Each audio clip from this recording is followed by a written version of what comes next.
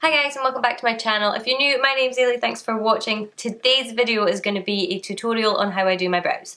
It's sort of a brow tutorial, sort of not. I would not in any way call myself a brow expert. I kind of like how I can do mine now, but it's taken me a really long time to kind of get to this point. I don't think my face shape and my eyebrows suit the sort of trending brows, the really square brows or anything like that.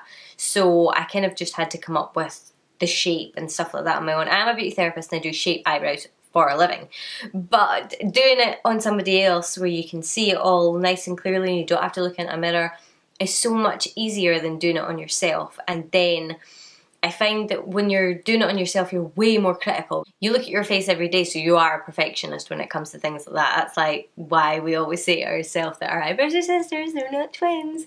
So yeah, I basically just wanted to share with you how I figured out how to do my brows and a few of the products that I think have made a massive difference. So without further ado, I really hope you enjoy this video and I'll see you soon. So I'm going to start off with my Benefit Brow, and I have mine in the shade 6, I think. Why isn't it on here?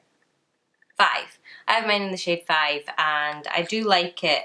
I think that it's not an exact match. I could probably have gone a shade darker, but this one works for now. And I am just using the brush that it comes with just because I'm actually getting used to it, so I don't really mind it as much anymore. So I'm just going to really... It's quite a sort of stiff consistency, but actually I kind of like that because I think that if it was any softer you would just get far too much on the brush.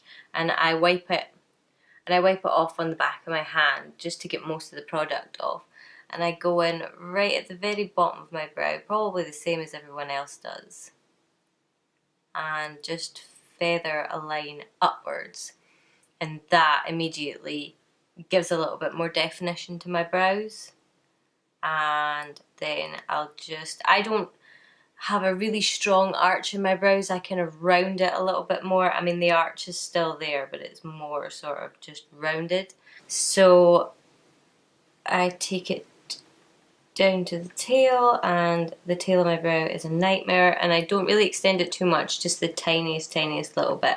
And then another dip in the pot and take off the excess, and I find the top of my arch and just really lightly sort of connect the two lines. I don't draw like a really straight line or anything like that. I just sort of feather it down and join up the lines, and no one stroke is too heavy, so it's kind of like a combination of lots of different little strokes that build up the colour, so you're not getting those Sharpie style brows.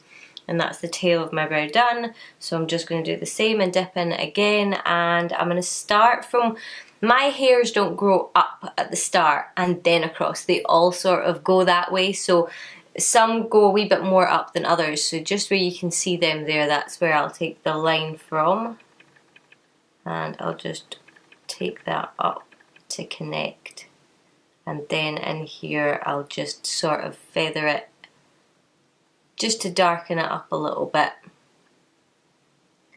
And I'm just using really light pressure and really barely touching. And it doesn't make, I see everybody say make like hair strokes. I don't find I can do that. I find it really difficult because my brows are really thin, and I just find that it doesn't look like hair strokes. It just doesn't look too heavy, if you know what I mean. And then with this front bit, I do the kind of trick where you feather it up the ways. But again, I don't find it makes a huge difference. And then at the top, because my brow hairs do still go this way, I'll do a couple of wee strokes in this way.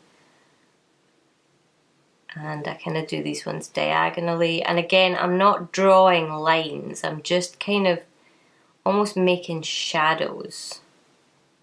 Little spot in there, and then that's probably as far as I'll take my brow. I won't, as I say, I'm not saying that this is the way to do it, this is just the way I've been doing it, and I don't really want to take them any darker than that because I do put a brow gel in. So for the other side I'm just going to do exactly the same, and this is normally where it all goes wrong.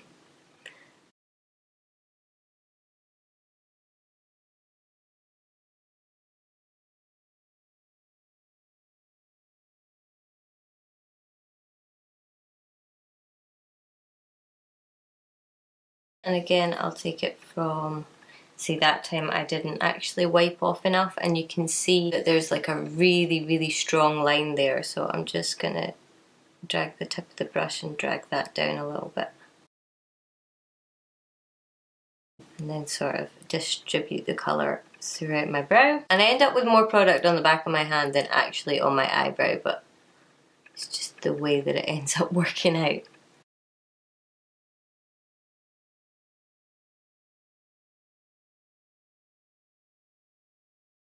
And this brow always ends up a little bit more dark than this brow because this one's a hell of a lot more sparse. But after I've done that, I'll take my Benefit Gimme Brow, same shade, shade number 5. I got it all in that kit. If you've not seen my review on it, I'll link it down below.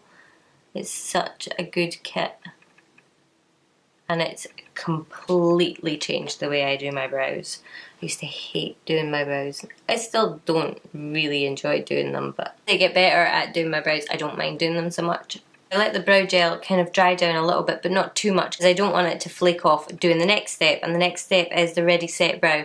As I say, I have really kind of unruly brows, so I like to do this step, but the Gimme Brow should hold anyway. I just like this as an added extra, because I mean some of my hairs just go everywhere. So this, if you've not seen it before, smells amazing.